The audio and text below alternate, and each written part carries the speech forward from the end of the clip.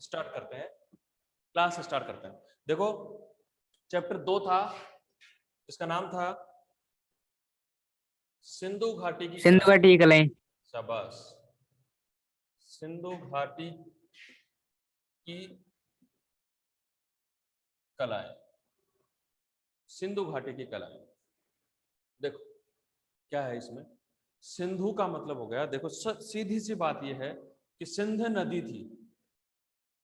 पहले के लोग, मैंने अभी भी आपको, जैसे कल आपको समझाया था, एक बार ध्यान से समझना आप लोग, कल मैंने समझाया था कि जो प्रागैतिहासिक मानव था, जो आदि मानव था, जो पहले का मानव था, वो क्या देखता था, जंगल पास में हो, पहाड़ी पास में हो या नदी पास में हो, इनमें से एक तो होना ही चाहिए, उसी के पास में उसके राज्य की बसावट करते थे, वो खुद बसते थे उसके पास में। तो ऐसे ही जो प्रागैतिहासिक मानव था वही तो सिंधु घाटी में भी प्रागैतिहासिक काल ही आता है। तो सिंधु घाटी सभ्यता का मतलब ये हो गया कि सिंधु नदी के किनारे पे जो बसी हुई राज्य थे, जो बसे हुए सभ्यताएं थी, जैसे मान लो राजस्थान है और ये किसी नदी के पास में बस जाए, जैसे अपना अपना क्षेत्र है, कोई भी मान लो जयपुर है और कोई नदी जा रही है, उस नदी के पास में बस जाए जयपुर, उसके पास में हो जाए सारा, ठीक है। जैसे आगरा है यूपी का, यमुना नदी के किनारे है, ऐसे सिंधु नदी थी, उसके किनारे जो राज्य बसे हुए थे, वो राज्य जब नदी का विस्तार हुआ, बहुत ज्यादा उफान हुआ नदी का और प्रलय हुई, तो वो नदी में सब कुछ बह गया, सब कुछ तबाह हो गया था। धीरे धीरे क्या कि उस नदी के किनारों पर खोज की गई वह कुछ सभ्यताओं का, तो सभ्यताओं की खोज की गई, तो वहां पर क्या हुआ, जैसे मिट्टी के टीले थे उनको उखाड़ा गया, मिट्टी के टीलों को हटाया गया वहां से, तो नीचे सभ्यताएं निकली, पक्की ईंटों के मकान बने हुए निकले, ठीक है। वहां पर मूर्तियां बनी हुई निकली, वहां पर मंदिर बने हुए, मतलब मूर्तियां जो मंदिर में स्थापित करती हैं वो बनी हुई निकली, वहां पे मोहर जो होती है वो बनी हुई निकली, ठीक है। तो ऐसे अनेक चीजें, मिट्टी के खिलौने वगैरह, बर्तन वगैरह, आभूषण वगैरह, ये सब कुछ वहां पे प्राप्त हुए। तो इसका मतलब अपने को लगता है कि वहां पर पहले जैसे अपन अभी हैं वैसे ही कुछ सभ्यताएं पहले भी विकसित हुई थी, और पहले भी कुछ ऐसे ही व्यक्ति रहते थे, ऐसे ही मानव रहते थे, तो आज की तरह जो आज की तरह विकसित थे, आज की तरह ही वो रहन सहन में भी विकसित थे, आज की तरह ही वो अच्छे से रहना, अच्छे से बात करना, अच्छे से मूर्तियों का निर्माण करना, अच्छे से चित्रों का निर्माण करना, ये था। तो कहने का मतलब अपन क्यों पढ़ रहे हैं इसको, अपन इसलिए पढ़ रहे हैं, चित्रकला में क्यों पढ़ रहे हैं, क्योंकि चित्रकला के माध्यम से अपने को ये पता चलेगा कि सिंधु घाटी सभ्यता में कौन कौन सी ऐसी सभ्यताएं थी जो प्राचीन काल से विकसित हुई, ऐसे कौन कौन सी मूर्तियां थी जो पत्थर की मूर्तियां बनी हुई है वहां, ऐसी कौन कौन सी मोहरें बनी जिसपे चित्र बने हुए थे, गैंडे का चित्र, हाथी का चित्र, किसी जानवर का चित्र, पशुपति का चित्र, ऐसे ऐसे चित्र बने हुए थे। तो इसलिए अपन इस सिंधु घाटी सभ्यता को भी पढ़ेंगे, और इस सिंधु घाटी को सभ्यता को पढ़ने का अपना मुख्य कारण यही है, ठीक है। कोई समस्या, शुरू करें? Yes sir. ठीक है, देखो शुरू करते हैं, एक एक टॉपिक टू टॉपिक पढ़ेंगे। भारतीय इतिहास में 4000 ईसा पूर्व से 3000 ईसा पूर्व यह सभ्यता विकसित हुई थी। भारतीय इतिहास में 4000 ईसा पूर्व से 3000 ईसा पूर्व यह सभ्यता विकसित हुई थी। मतलब भारत से और चीन से जो सभ्यता थी, इन दोनों के बीच में जो पनपी सभ्यता है, इन दोनों के मध्य, मतलब ये एशिया का क्षेत्र, पूरा एशिया जो आपने भूगोल में पढ़ा होगा, पूरे एशिया का क्षेत्र है, इस एशिया क्षेत्र में एक सभ्यताएं प्राप्त हुई अपने को, अलग अलग जगहों पर सभ्यताएं प्राप्त हुई, जिसे सिंधु घाटी की कलाएं या सिंधु घाटी की सभ्यताएं कहा जाता है। यहां तक कोई समस्या? No sir. No sir. ठीक है, आगे देखते हैं। देखो यहां पर इस सभ्यता को खोज में 1924 में इस सभ्यता को खोजने में सबसे जो मुख्य भूमिका निभाई वो किसने? 1924 में सर जॉन मार्शल। शाबाश। सर जॉन मार्शल ऐसे व्यक्ति थे जिन्होंने 1924 में सिंधु घाटी की सभ्यताओं की खोज की थी। ठीक है, इसके बाद में आती है सिंधु घाटी में काली एवं लाल मिट्टी के बर्तन बनाए जाते थे। ये इनका मुख्य जो सबूत था वो प्राप्त हुआ अपने को, एक तो काली मिट्टी, एक लाल मिट्टी। सिंधु घाटी सभ्यता की खोज हुई 1924 में, सर जॉन मार्शल ने इसकी खोज की थी, और यहाँ पर काली मिट्टी के बर्तन और लाल मिट्टी के बर्तन प्राप्त हुए हैं। मतलब इस समय मानव पूर्ण विकसित मानव था। इस समय आदि मानव नहीं था वो, जिसको पीने खाने का होश नहीं था, कपड़े पहनने का होश नहीं था, वो मानव नहीं, ये पूर्णतः विकसित मानव था। ठीक है, अब ये बर्तनों की बात क्यों पढ़ रहे हैं अपन, क्योंकि अपन चित्रकला पढ़ रहे हैं। तो इन बर्तनों पर मानव आकृतियां, इन बर्तनों पर, ये जो बर्तन बने थे, ठीक है, इन बर्तनों पर मानव आकृतियां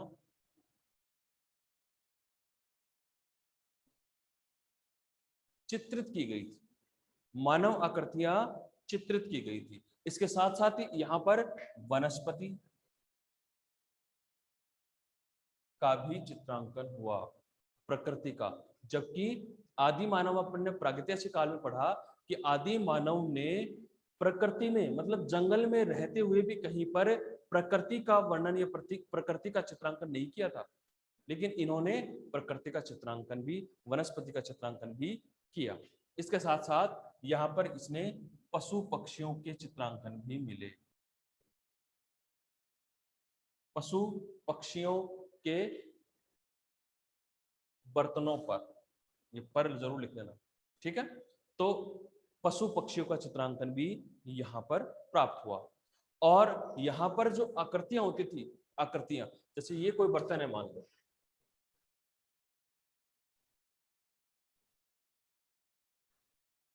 ठीक है, ये कोई बर्तन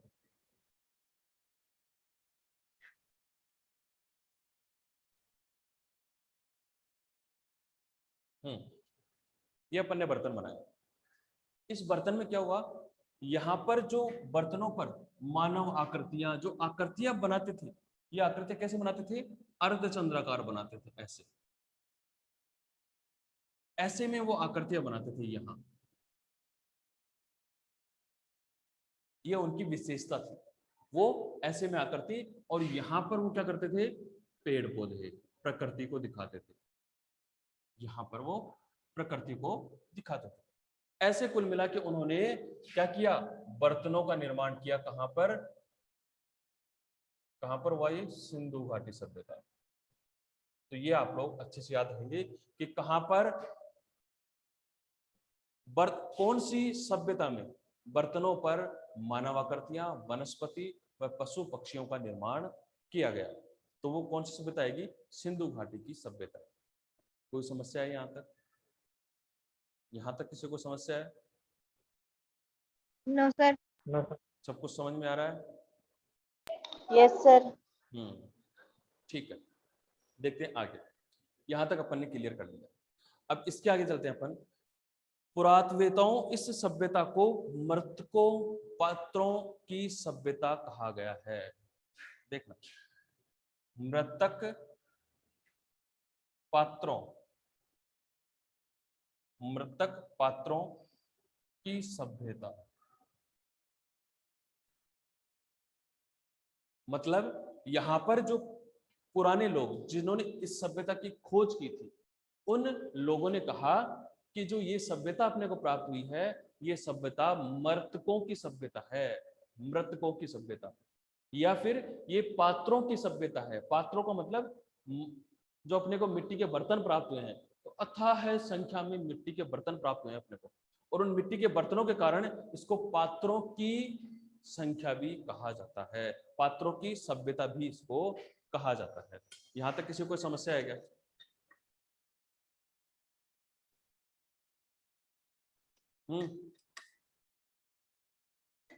नो सर। कोई समस्या नहीं है। चलो आगे देखते हैं।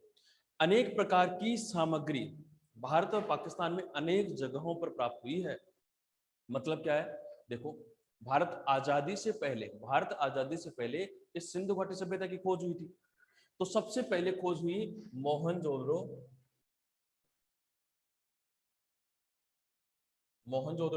व हड़प्पा। मोहनजोदड़ो व हड़प्पा सभ्यता की सबसे पहले खोज हुई थी। तो हुआ क्या, मोहनजोदड़ो और हड़प्पा सभ्यता की खोज सबसे पहले तो हुई, लेकिन ये दोनों ही जैसे ही भारत पाकिस्तान का विभाजन हुआ, दोनों ही कहां चले गए, पाकिस्तान में चले गए। दोनों ही पाकिस्तान में चले गए, मतलब भारत के पक्ष में कोई सभ्यता नहीं रही अब। तो उस समय भारत के जो कौन थे, वैज्ञानिक थे, जिन्होंने पुरातात्विक विभाग के संरक्षण के विभाग के जो लेखक थे, जो विद्वान थे, जो विज्ञान के रचयिता थे, उन्होंने क्या किया कि इन्हीं के क्षेत्र में, लगभग इन्हीं के पास में वो सभ्यताएं खोजने लगे। जैसे हड़प्पा और मोहनजोदड़ो, जैसे ये है, जैसे हड़प्पा है वो पाकिस्तान के कहाँ है, पाकिस्तान में भी एक पंजाब राज्य है। पाकिस्तान में एक पंजाब राज्य है, उस पंजाब राज्य के निकट ही क्या है, हड़प्पा सभ्यता है। हड़प्पा सभ्यता है, पंजाब राज्य के निकट ही कौन सी सभ्यता है, हड़प्पा सभ्यता है। और हड़प्पा सभ्यता है मोहनजोदड़ो और हड़प्पा, मोहनजोदड़ो और हड़प्पा। तो जैसे मोहनजोदड़ो है, मोहनजोदड़ो भी कहाँ है, पाकिस्तान में है। और ये क्या, ये कहाँ स्थित है, पाकिस्तान में एक प्रांत है जिसका नाम है सिंध, सिंध प्रांत, सिंध राज्य, वहां है मोहनजोदड़ो, वहां है मोहनजोदड़ो सभ्यता। तो ऐसे कुल मिला के ये दोनों पाकिस्तान में चली गई ये सभ्यताएं, पाकिस्तान के सिंध राज्य में और पंजाब राज्य में। अब इन्हीं के आसपास में वो भारत में भी ढूंढने लगी। तो जैसे जैसे भारत में विकास हुआ, तो जैसे पंजाब में रोपड़ सभ्यता आ गई, पंजाब में जब खोज हुई इसकी तो कौन सी सभ्यता आ गई, रोपड़ सभ्यता निकली। भारत जैसे राजस्थान के क्षेत्र में है तो उदयपुर में, राजस्थान में कौन सी सभ्यता आई, आहड़ सभ्यता आई। इसके अलावा राजस्थान में आगे की तरफ बढ़े तो हनुमानगढ़ में कालीबंगा सभ्यता आई। ये अपन बाद में पढ़ेंगे, पहले अपन पॉइंट टू पॉइंट पढ़ते हैं। तो ऐसे मर्तकों का शहर, मर्तकों की सभ्यता या पात्रों की सभ्यता इसको कहा था। यहां तक किसी को कोई समस्या है जो अपन ने समझा है? जैसे कोई पूछ ले हड़प्पा सभ्यता कहाँ है, पाकिस्तान में। मोहनजोदड़ो सभ्यता कहाँ है, पाकिस्तान में। हड़प्पा सभ्यता पाकिस्तान के किस राज्य में है, पंजाब राज्य में। मोहनजोदड़ो पाकिस्तान किस राज्य में है, सिंध राज्य में। यहां तक किसी को समस्या है क्या, सर जल्दी बोलो। सर वो पाकिस्तान में क्यों चले गए? है, पाकिस्तान में क्यों चले गए सर वो? हाँ शाबाश। देखो इधर, जैसे मान लो ये कोई शहर है, जैसे अपन ने यही कर लिया पूरा, ये अपना पूरा भारत था पहले, ठीक है। आवाज तो आ रही है क्लियर? ये अपना यस सर। पूरा, हाँ ये पूरा भारत है। तो इसके ऐसे करके बीच में से टुकड़े हो गए। अब ऐसे टुकड़े हुए तो ये पाकिस्तान और ये भारत, ऐसे कर दिया। तो जब ऐसे किया तो इधर जो आ गया वो पाकिस्तान का हो गया, इधर जो चला गया वो हिंदुस्तान का हो गया। तो ऐसे ये दोनों सभ्यताएं इधर आ गई थी तो ये पाकिस्तान में चली गई। ऐसा तो है नहीं भाई उन ये सभ्यताएं थी, इनको उठा के तो ला नहीं सकते, तो ऐसे इनको उठा के भाई यहाँ ले आए, नहीं। इसलिए ये दोनों, जैसे विभाजन के दौरान जिस देश में वो सभ्यता चली गई उस देश की वो सभ्यताएं हो गई, लेकिन वो पहले भारत में ही थी ये सारी सभ्यताएं, क्योंकि पाकिस्तान खुद ही भारत में ही था, तो ये सभ्यताएं तो अपने आप ही होनी थी। देखो आगे देखो, सिंधु घाटी सभ्यता कला पढ़ी अपन ने यहाँ तक, आगे अपन दूसरा टॉपिक पढ़ेंगे। इसलिए सिंधु घाटी की सभ्यता पढ़े। भारत में, भारतीय इतिहास में इसका उद्घाटन कब हुआ, 4000 ईस्वी पूर्व से 3000 ईस्वी पूर्व इसकी खोज हो गई। भारत और चीन तक पूरा एशिया महाद्वीप में इसकी सभ्यता की खोज की गई और 1924 में सर जॉन मार्शल ने सबसे पहले इस सभ्यता की खोज की। यहाँ काली और लाल मिट्टी के बर्तनों का ज्यादा समावेश हुआ, ज्यादा मिले यहाँ पे बर्तन। यहाँ बर्तनों पर मानवाकृतियां, पशु पक्षी आकृतियों और वनस्पति आकृतियों का ज्यादा चित्रांकन हुआ। यहाँ पर इस सभ्यता को मृतक सभ्यता या पात्रों की सभ्यता भी कहा जाता है। यहाँ इस सिंधु घाटी सभ्यता में सबसे पहले खोज हुई मोहनजोदड़ो और हड़प्पा की। मोहनजोदड़ो सभ्यता कहाँ मिली, पंजाब के, सॉरी सिंध प्रांत, पाकिस्तान के सिंध प्रांत में, ये सिंध राज्य में। और हड़प्पा सभ्यता प्राप्त हुई अपने को पंजाब प्रांत, मतलब पाकिस्तान के पंजाब प्रांत में या पंजाब राज्य। यहाँ तक किसी को समस्या नहीं है, मिटा सकता हूँ इसको, समझ में आ गया होगा? यस हाँ सर। सर। शाबाश, समझ में आ गया। देखते हैं, देखो आ गया। हड़प्पा स्थलों पर पाई गई मूर्तियां भले ही पत्थर की हों, देखो अपन अब एक एक पॉइंट टू पॉइंट बात करेंगे, तो पॉइंट टू पॉइंट बात करेंगे। तो ये तो अपन ने नॉर्मल बात कर ली कि सिंधु घाटी सभ्यता खोज कैसे हुई, किसने की, क्या इससे यहाँ पे प्राप्त हुआ। तो यहाँ पे अब सबसे पहले बात करेंगे अपन जो सभ्यताएं प्राप्त हुई उनकी, ठीक है। तो जैसे मोहनजोदड़ो सभ्यता है, इसकी बात करेंगे अपन पहले, और जैसे पहले यहाँ पर कौन कौन सी मूर्तियां उनकी बात करेंगे। तो टॉपिक टू टॉपिक चलेंगे अपन, सही है। मिटा दो इसको।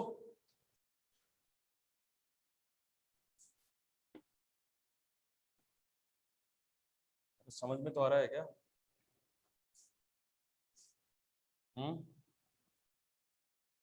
ये सर आ रहा है। आ रहा है। हाँ सर। वेरी गुड, चलो बढ़िया है, समझ में आ रहा है। देखो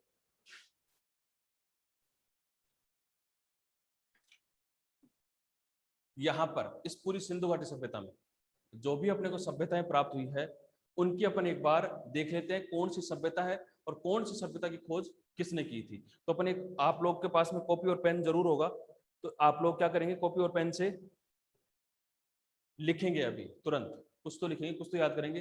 तो एक सारणी टाइप बनाएंगे, यहां तक दिख रहा होगा, यहां तक ऐसे सारणी बना लेंगे,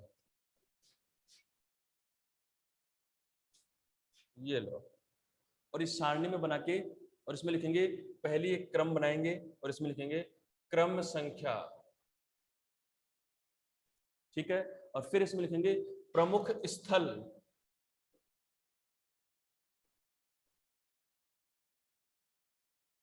स्थान, ये कहां पर स्थित है, ठीक है। स्थान हो गया। फिर हो गया खोजकर्ता, किसने खोज की, खोजकर्ता, ठीक है। फिर हो गया वर्ष, किस वर्ष में इसकी खोज हुई, ठीक है। ये हो गया इसका सारणी का क्रमबद्ध। इस सारणी को अपन ऐसे पढ़ेंगे, क्रम संख्या, प्रमुख स्थल, स्थान, खोजकर्ता और वर्ष, कि कौन से स्थान, जैसे कई स्थान के नाम सुने, जैसे हड़प्पा, मोहनजोदड़ो, कई, तो अपन ने कौन कौन से स्थान मिले, तो पहला स्थान पढ़ते हैं अपन, और पहला स्थान है कौन सा, हड़प्पा। हड़प्पा ये कहां स्थित है, ये है पाकिस्तान, और कौन से राज्य में, पंजाब में, पाकिस्तान के पंजाब राज्य में, पाकिस्तान के पंजाब राज्य में। इसकी खोज किसने की थी, इसकी खोज की थी माधो स्वरूप, माधो स्वरूप और दयाराम साहनी, क्या, दयाराम और साहनी, दयाराम साहनी। हाँ शाबाश, माधव स्वरूप और दयाराम साहनी, इसकी खोज की थी, माधव स्वरूप और दयाराम साहनी। अपन जितना इजी मैटर हो सके, जितना इजी तरीका हो सके, उस इजी तरीके से अपन पढ़ेंगे, इतना इजी तरीके से अपन पढ़ेंगे कि अपने को तुरंत याद हो जाए। हाँ ठीक ठीक। तो पहला था हड़प्पा सभ्यता, पाकिस्तान के पंजाब प्रांत में है, माधव स्वरूप और दयाराम साहनी ने इसकी खोज की थी, और कब की थी, 1921 में, ठीक है, 1921 में इसकी खोज की थी। आगे देखो, आगे आता है मोहनजोदड़ो।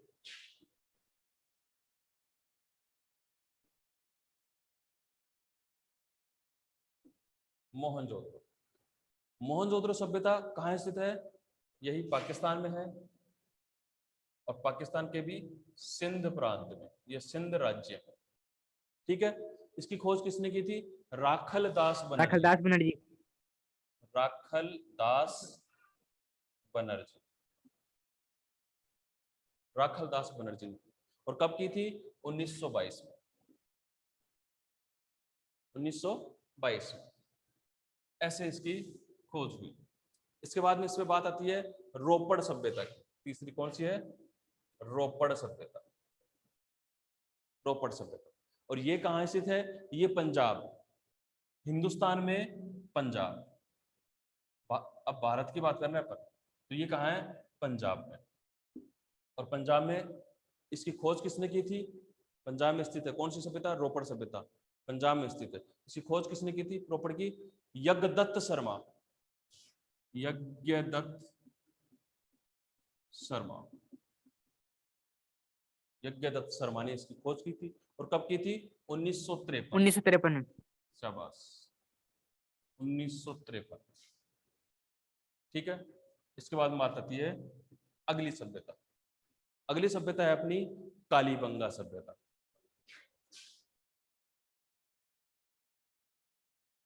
कालीबंगा सभ्यता ये कहाँ है? राजस्थान के हनुमानगढ़ में। राजस्थान के हनुमानगढ़ में स्थित है। कौन सी सभ्यता? कालीबंगा सभ्यता। इसकी खोज की थी ब्रजवासी लाल और अमलानंद घोष। ब्रजवासी लाल और अमलानंद घोष। अमलानंद घोष ने इसकी खोज की थी।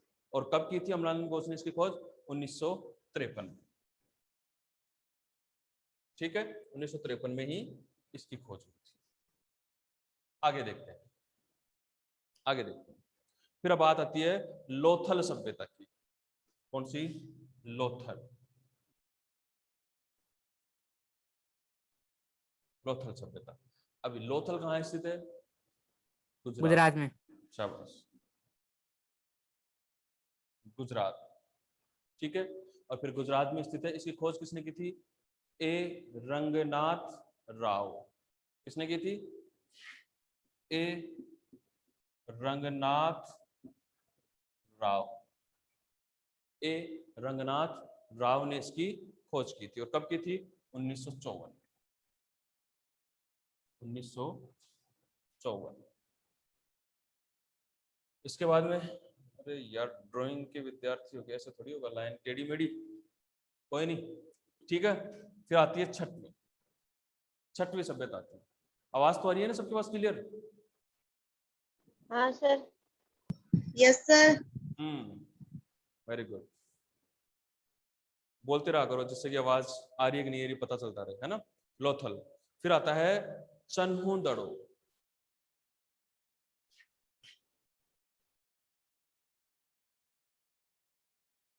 चन्हू-दड़ो ये सभ्यता है। ठीक है। इस सभ्यता की खोज कहाँ हुई? पाकिस्तान के सिंध प्रांत में यह भी स्थित है। जो यह है ना पाकिस्तान के सिंध प्रांत में, कौन सी? मोहनजोदड़ो। वैसे ये है कहाँ? पाक के सिंध प्रांत में, सिंध प्रांत में।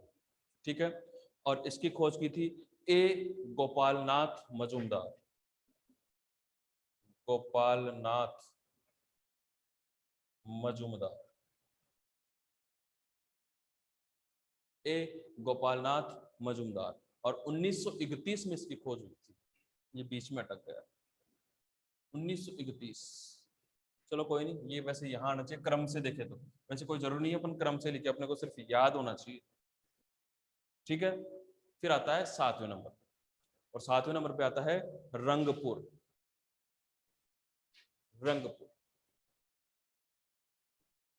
रंगपुर यह सभ्यता कहाँ है? गुजरात। यह सभ्यता है गुजरात में।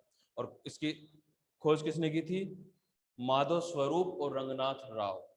देखो, इसने और इसने इसकी खोज की थी। माधव स्वरूप और रंगनाथ राव। माधव स्वरूप और रंगनाथ राव ने कब की थी? 1931 से 53 के बीच इसकी खोज हुई थी। 1931 से 53 के बीच इसकी खोज हुई। ठीक है। और आगे देखते हैं। फिर आगे आती है लास्ट सभ्यता है अपने बुक की, ये 8वें नंबर की। इसका नाम क्या है? आहड़। आहड़। इसकी खोज किसने की थी? इसकी खोज की थी कीर्ति व्यास।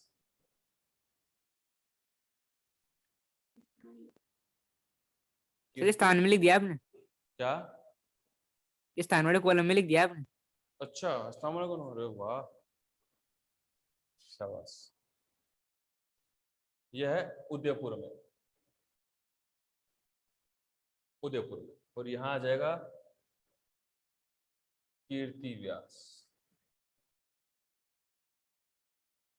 कीर्ति व्यास। और इसकी खोज कब हुई थी? 51 से 52 के बीच में, 51 से 1951 से 1952 के बीच। ये अपनी सभ्यता है।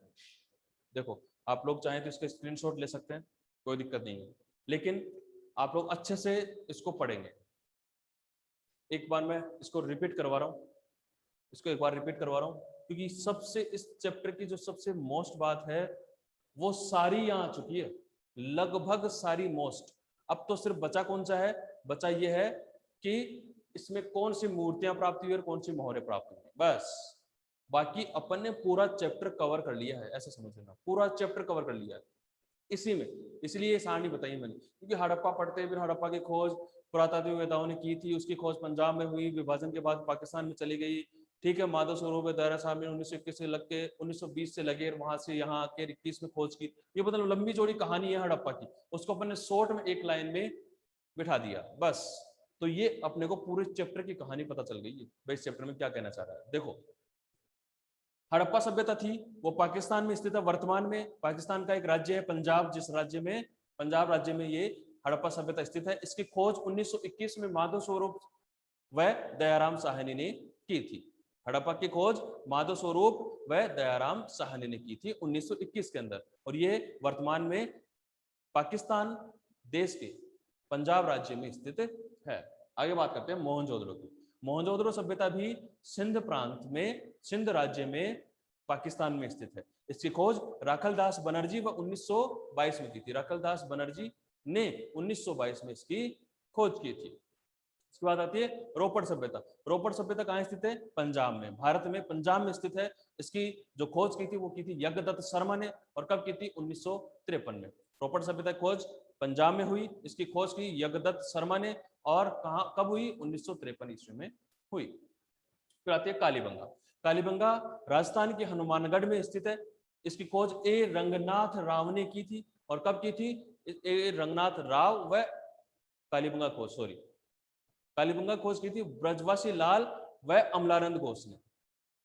कालीबंगा की खोज किसने की थी? ब्रजवासी लाल व अमलानंद घोष ने। कहा? राजस्थान के हनुमानगढ़ जिले में। कब की? 1953 ईस्वी में। वापस बोल रहा हूँ, कालीबंगा की खोज, देखो इनकी अपन एक एक बात पढ़ते जाएंगे, ठीक है। तो कालीबंगा की खोज कब की? राजस्थान में हुई, राजस्थान के हनुमानगढ़ जिले में ब्रजवासी लाल व अमलानंद घोष ने की 1953 में इसकी खोज हुई। इसके बाद में लोथल सभ्यता आती है, यह गुजरात में स्थित है। इसकी ए रंगनाथ राव ने इसकी खोज की, और कब हुई? 1954 में। इसके बाद हम आते हैं चहूदड़ो। चहूदड़ो की खोज पाकिस्तान के सिंधु प्रांत में ही रही। ए गोपालनाथ मजुमदार ने इसकी खोज की, तथा 1931 में इसकी खोज हुई।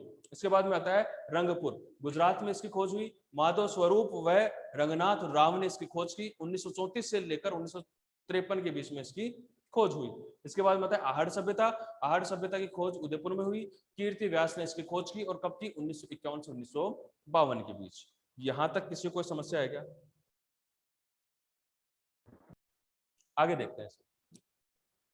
हड़प्पा सभ्यता की खोज हुई, आगे देखते हैं इसमें। हड़प्पा सभ्यता खोज हुई, पाकिस्तान के पंजाब राज्य में हुई। माधव स्वरूप व दयाराम साहनी ने की। 1921 में इसकी खोज हुई। इसकी मुख्य बात यह है कि यहाँ पर दाढ़ी वाले योगी की प्रतिमा प्राप्त हुई है। ये एक एक पॉइंट और पढ़ते जाएंगे अपन, इसमें बढ़ाएंगे, जिससे कि अपने को शॉर्ट ट्रिक में याद हो जाएगा।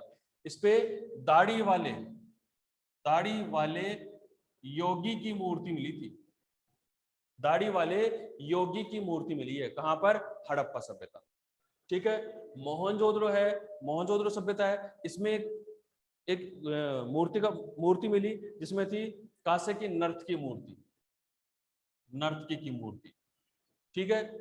ऐसे ही आगे जो आता है रोपड़ सभ्यता। इस रोपड़ सभ्यता में जो जोते हुए खेत मिले हैं, खेत का मतलब बड़े बड़े खेत दिखाए गए हैं इसमें, ठीक है। और ऐसे ही कालीबंगा सभ्यता है, इसमें काली चूड़ियां मिली हैं। कालीबंगा में काली पत्थर की चूड़ियां बनी हुई मिली हैं। इसमें लोथल सभ्यता गुजरात में मिले हैं, पानी समुद्र के किनारे, मतलब तट बने हुए हैं जिसमें नाम वगैरह और मोहरे, प्राकृतिक मोहरे मिली हैं। ठीक है, चन्होदड़ों में भी मोहरे प्राप्त हुई हैं बहुत सारी। और रंगपुर में भी कौन सी, रंगपुर में भी क्या हुआ, यहाँ पर भी स्नानागार, जैसे एक सबसे बड़ा स्नानागार मिला था मोहनजोदड़ो में। स्नानागार का मतलब हो गया नहाने का स्थल, बहुत बड़ा नहाने का स्थल, जिसमें बीच में तालाब के रूप में एक बना हुआ था, पानी भरा हुआ उसमें, और चारों तरफ नहाने की छोटी छोटी कोठरियां बनाई गई हैं वो। और इसके अलावा चन्होदड़ो, रंगपुर, आहड़ सभ्यता, आहड़ सभ्यता जो उदयपुर में स्थित है, यहाँ पर भी समुद्री तट के अवशेष प्राप्त हुए हैं। इनकी पूरी डिटेल अपन अब थोड़े बाद में पढ़ेंगे, जैसे कि इसमें कौन कौन सी मूर्तियां बनी है और क्या क्या उनकी विशेषताएं, सब में ऐसे मूर्तियों के बारे में इनमें पढ़ेंगे। ठीक है, अब यहाँ तक किसी को कोई समस्या है बोलो तुरंत, भाई मुझे ये समस्या है। तो सिंधु घाटी सभ्यता के अंदर जो भी पत्थर की मूर्तियां प्राप्त हुई है उनके बारे में अपन पढ़े। हड़प्पा स्थलों में प्राप्त मूर्तियां भले ही वे पत्थर की हैं, चाहे कांसे की हैं, चाहे मिट्टी की हैं, लेकिन संख्या की दृष्टि से बहुत कम है। मतलब जो भी मूर्तियां वगैरह मिली है वो बहुत कम संख्या में मिली है, 5, 10, 20 मूर्तियां मिली है, लेकिन जो भी मिली है वो कला की दृष्टि से बहुत उत्तम है। मतलब उस समय की कला को वो पारंगत करते हैं, और कला की दृष्टि से वो विश्व प्रसिद्ध मूर्तियां हैं, जो आज भी कहाँ सुरक्षित हैं, दिल्ली के राष्ट्रीय संग्रहालय में सुरक्षित है। वो दिल्ली में सुरक्षित है, वो सारी मूर्तियां आज भी विराजित है वो। ठीक है, तो वो जो भी हड़प्पा सभ्यता से मूर्तियां वगैरह मिली है अपने को, वो कम जरूर है, ठीक है, लेकिन जो भी मिली है अपने को वो उत्तम सभ्यता में मिली है, और उत्तम सभ्यता में अपने को प्राप्त हुई है। हड़प्पा और मोहनजोदड़ो में पाई गई मूर्तियां त्रिआयामी वस्तुओं को दर्शाती हैं। त्रिआयामी का मतलब हो गया 3 आयाम दिखाई देना। जैसे देख लो, ये सीट है, इसमें मैंने ऐसे किया, ऐसे कर दिया, यहां से ऐसे कर दिया, और यहां से ऐसे कर दिया। ये क्या लग रहा है आपको, कुछ लग रहा है क्या? दरवाजा लग रहा है सर। हाँ शाबाश। दरवाजा। तो कुछ ऐसा लग रहा है कि जैसे ये गेट हो, ये खुला हुआ हो, ऐसा कैसे लगा अपने को?